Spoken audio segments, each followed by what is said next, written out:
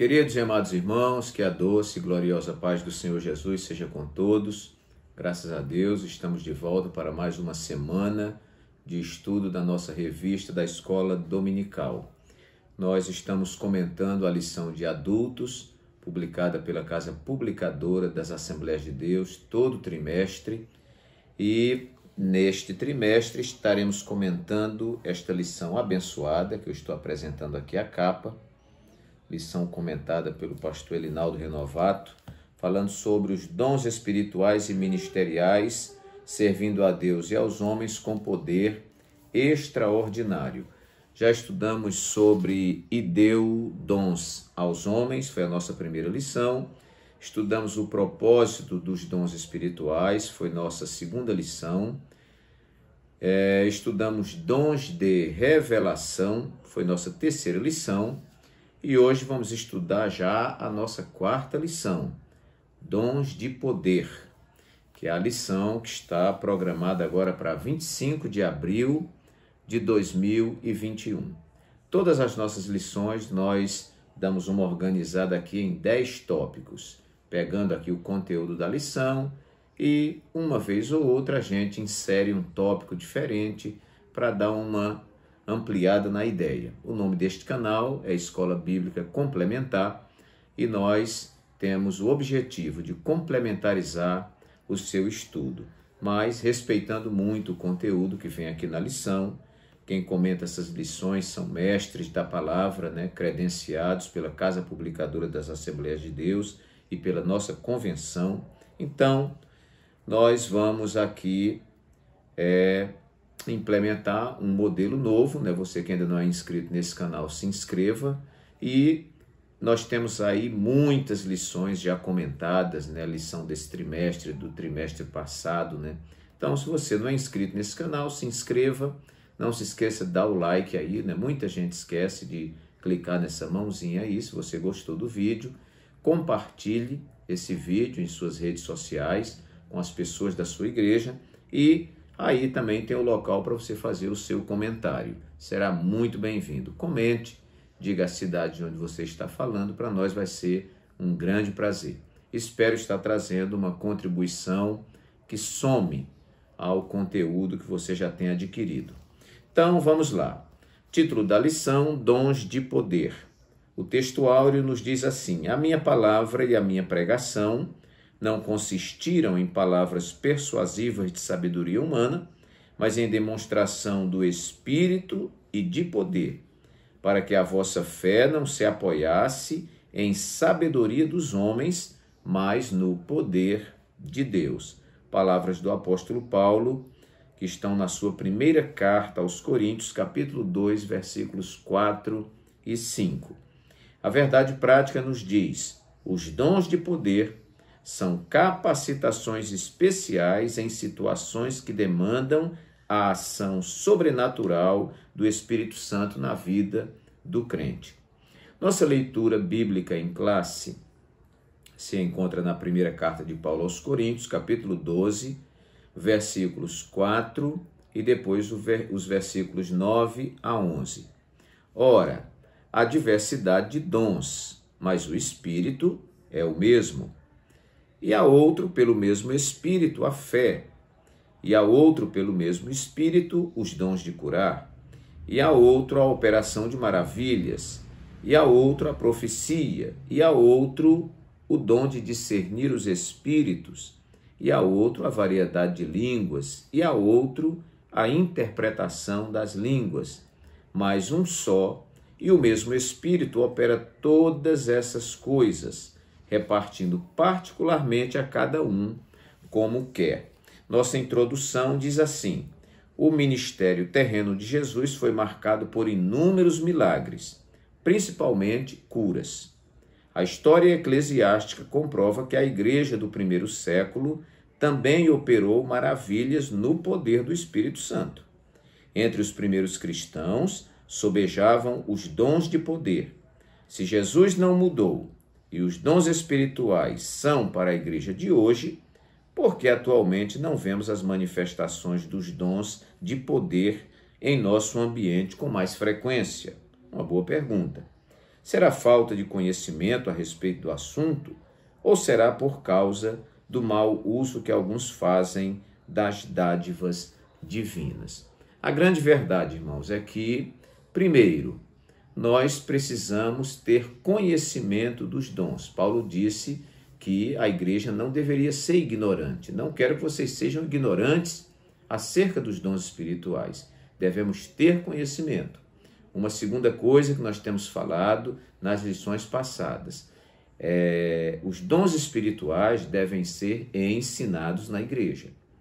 E terceiro lugar, esses dons devem ser buscados pelos crentes. Não adianta ter uma mesa farta de pão e alguém está à beira da mesa morrendo de fome.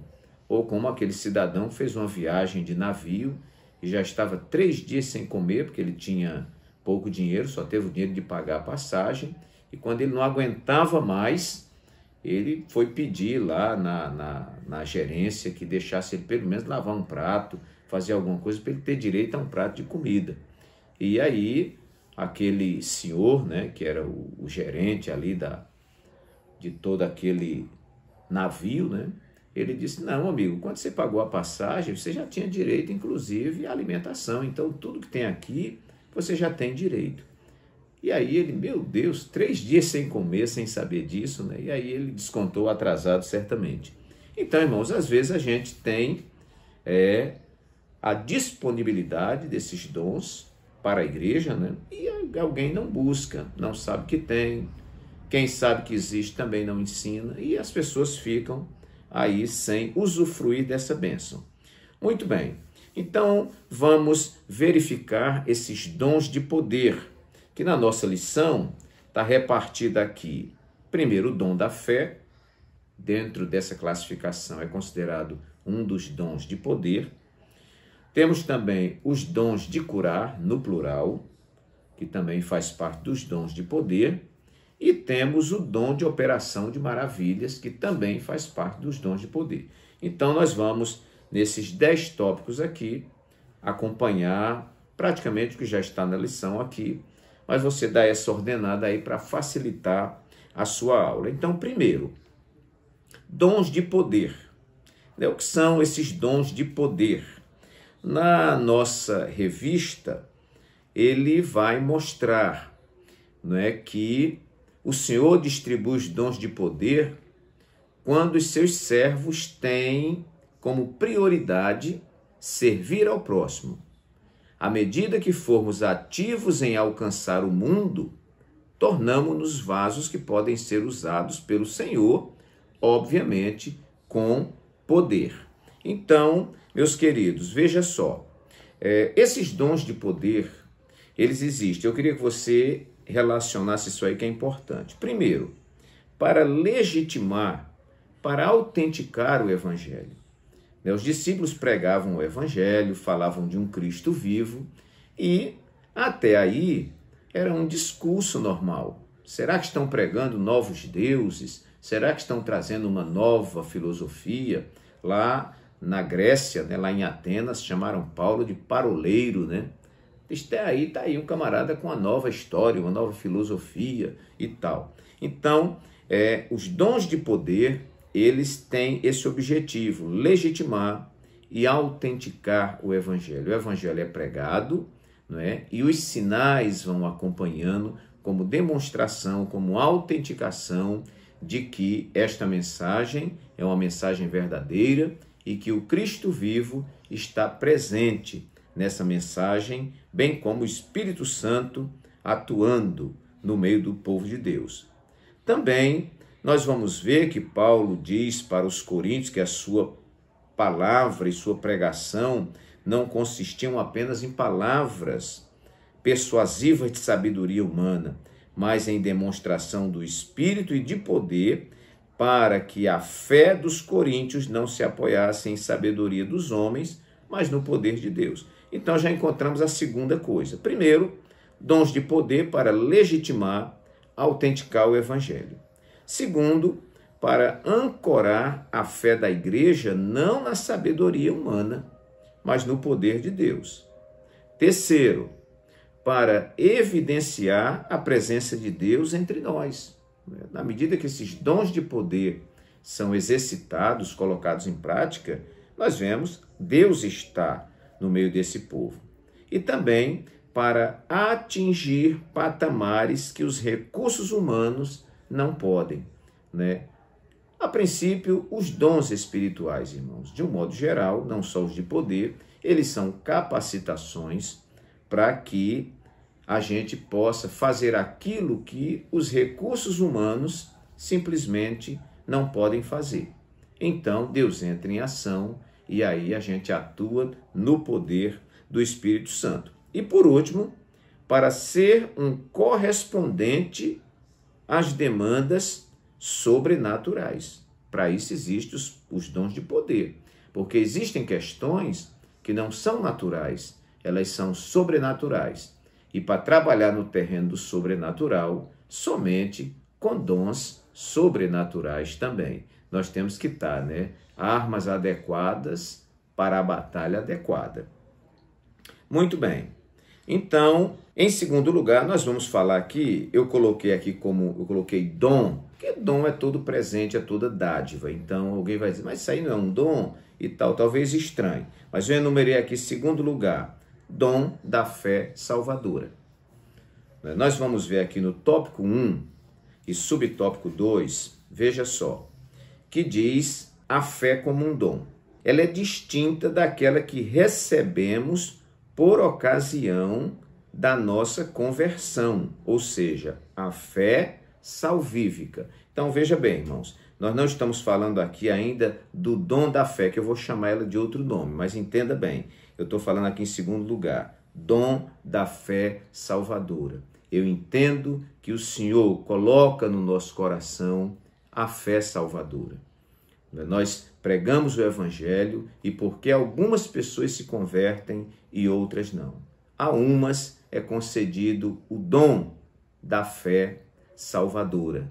A pessoa recebe, a Bíblia diz que nós não somos salvos, nós somos salvos por meio da fé, isto não vem de vós, não é? É um dom de Deus. Não é? Então, a fé salvadora, aqui ainda não é o dom da fé. Eu estou chamando aqui o dom da fé salvadora como dádiva, a dádiva de Deus da fé para salvação. Então, em primeiro lugar, existe essa fé. Depois nós temos o dom da fé residente. O que é isso, pastor? É aquela fé que é fruto do Espírito. Existe um fruto do Espírito, ou uma das composições do fruto do Espírito, que é a fé. Então, esta não é a fé que foi aplicada lá para a salvação. É uma fé que existe em nós para o nosso exercício contínuo da vida espiritual. Então vejamos aqui como diz o tópico. Apesar de o crente ser redimido pelo Senhor através da obra expiatória efetuada por Jesus na cruz do Calvário, ele, o crente, ainda aguarda a redenção do seu próprio corpo. Esse tabernáculo que ainda é corruptível, mas que vai se revestir da incorruptibilidade. Quando o apóstolo Paulo tratou dos males que afligem a criação como resultado do pecado da humanidade, escreveu que não só ela, mas nós mesmos que temos as primícias do Espírito, também gememos em nós mesmos, esperando a adoção, a saber, a redenção do nosso corpo. Então, nós esperamos, meus queridos, essa grande redenção. Enquanto não recebermos o novo corpo, imortal e incorruptível, estaremos sujeitos a toda sorte de doenças. E aí nós fugimos, dessa teologia da prosperidade que muitas vezes classifica aquele que está doente como alguém que tem uma maldição sobre si. E muitos homens de Deus, de uma vida de oração, de uma vida em santidade, viveram uma vida inteira doentes. A verdade é que nós estamos aqui revestidos desse caixote de areia, terreno, desse corpo corruptível, desse tabernáculo que um dia vai ser desmontado, e descer à sepultura, ou se ficar para o arrebatamento da igreja, passará por um processo de transformação antes de ser elevado aos céus. Então, dons de curar, para um corpo não redimido. Se nós não estamos ainda com um corpo glorificado, irmãos, então isso é natural. A gente precisa, o olhar desse tópico é que nós precisamos olhar com naturalidade. Não é porque o irmão é consagrado, não é porque o irmão é pastor, não é porque o irmão é da família tradicional da igreja que não vai adoecer. Ah, se o irmão adoeceu é porque o irmão está em pecado. Não.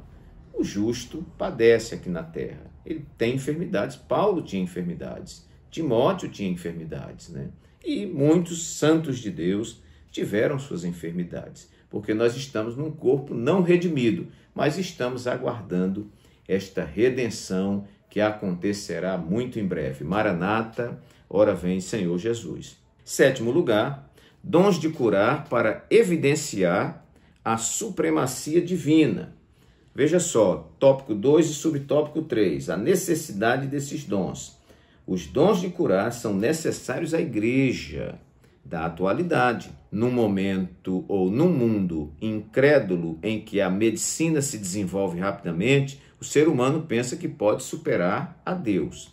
A humanidade precisa compreender a sua limitação e convencer-se da sublime realidade de um Deus todo-poderoso que em sua misericórdia e amor concede sabedoria a homens e mulheres para multiplicar o conhecimento da medicina, visando o bem-estar de todos. Quanto aos dons de curas, são manifestações de poder sobrenatural que o Espírito Santo colocou à disposição da Igreja de Cristo, para que a humanidade reconheça que Deus tem o poder de sanar todas as doenças. Cabe aqui uma observação, irmãos, entendermos que a medicina, a ciência foi constituída por Deus e merece o nosso respeito. Nós não podemos descredenciá-la. O que nós sabemos teologicamente, e a ciência e a medicina devem saber, é que eles têm um limite. E que, além desse limite, existe um Deus ilimitável. Aí é que nós temos que entender. Não é? Então, muitas vezes, quando a medicina esgota seus recursos, Deus não está humilhando a medicina, mas Deus está criando uma situação para que, através daquela situação, ele possa operar, porque para Deus não há limite, para Deus não há barreira, não há impossível. E o que deveria acontecer quando Deus age sobrenaturalmente numa situação que eu não pude resolver, a medicina não pôde resolver, nós deveríamos todos cair de joelhos e glorificarmos e dizermos: há um Deus no céu que é todo-poderoso e que reina sobre o reino dos homens. É isto que esse tópico quer nos dizer. Dons de curar para evidenciar a supremacia divina. Mas se a medicina desenganou, mas aqui chegou alguém dotado desse dom de cura e ora, e Jesus cura e os médicos ficam sem saber explicar. Só podem dizer: foi um milagre do Senhor. 8º lugar. Nós vamos então, no 8º, 9º e 10º lugar, falar um pouco sobre dom de operação de maravilhas. 3º tópico e tópico 1º. O que são esses dons de operação de maravilhas? O dom de operação de maravilhas realiza obras extraordinárias, além do poder humano. O dom de operação de maravilhas altera a ordem natural das coisas consideradas impossíveis e impensáveis. Então, eu posso dizer que uma cura maravilhosa é uma maravilha, mas nós enquadramos nos dons de curar. Mas outras maravilhas que acontecem, que nós vamos citar exemplos aqui, são coisas que transcendem a naturalidade, transcendem o mundo físico, está na dimensão metafísica, vamos dizer assim. Então, o dom de operação de maravilhas, como diz aqui, altera a ordem natural das coisas consideradas impossíveis e impensáveis. Existem os princípios no mundo, mas Deus, como Deus, ele pode alterar todos os princípios, que aí eu coloquei como o 9º tópico aqui. Dons de operação de maravilhas nos exemplos bíblicos. Onde nós vamos ver, irmãos, esse dom tão maravilhoso, de operar coisas extraordinárias. Na lição não tem aqui, mas eu fiz questão de anotar também aqui. Por exemplo, a água feita em vinho. Aqui a lição menciona a ressurreição da filha ou do filho da viúva de Naim, a ressurreição da filha de Jairo e a ressurreição de Lázaro como operação de maravilhas feitas por Jesus. E nós temos também a água feita em vinho, lá no casamento em Caná da Galileia, João capítulo 2. E temos no capítulo 6 a multiplicação dos pães. Então, Jesus tem em suas mãos 5 pães e 2 peixinhos e tem mais de 5.000 pessoas para comer. E agora? Não é? Materialmente falando, fisicamente falando, cientificamente falando, impossível. Você ia partir, não sei se dava, não é, o tamanho de uma unha para cada um. Não dava para alimentar a multidão. Mas Jesus pega aqueles pães, dá graças, 5 pães e 2 peixinhos. Ele agradece, porque o princípio do milagre é a gratidão. Ele agradece e começa a repartir, dá para os discípulos, e os discípulos dando para a multidão. E ali acontece, não é, o grande milagre da multiplicação dos pães. E naquele casamento, que ia ser um grande vexame, nós vemos Jesus pegando a água e transformando em vinho. Ele manda que encham aquelas talhas com água e manda que os serventes levem ao mestre-sala. E enquanto eles vão levando, a água se transforma em vinho. E quando chega lá, o mestre-sala fica impressionado porque aquele vinho estava chegando, vamos dizer, para lá do meio da festa e era um vinho de maior qualidade. Então, o mestre-sala questiona o dono lá da festa e diz, olha, primeiro a gente dá o melhor vinho. Quando a turma já está embriagada, dá um vinho inferior. Mas o que eu estou vendo aqui é que esse que foi servido primeiro é o inferior, porque agora chegou o melhor vinho.